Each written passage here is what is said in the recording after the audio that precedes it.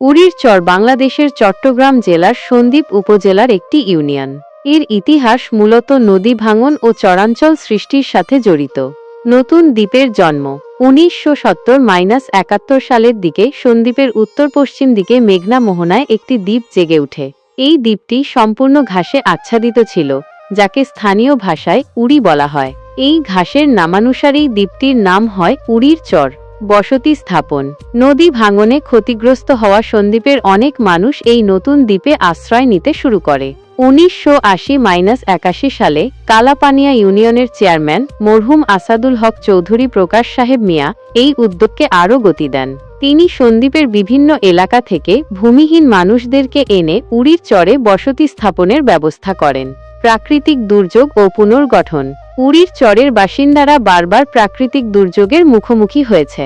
1985 সালের বন্যা, 1991 সালের ঘূর্ণিঝড়, 2007 সালের সিডর ইত্যাদি দুর্যোগে তারা ক্ষতিগ্রস্ত হলেও প্রতিবারই পুনর্গঠনের মধ্য দিয়ে উঠে দাঁড়িয়েছে। উড়ির চরের বর্তমান অবস্থা। আজকের দিনে উড়ির চর একটি জনবহুল ইউনিয়ন। এখানে শিক্ষা, স্বাস্থ্যসেবা সহ বিভিন্ন সুযোগ সুবিধা রয়েছে।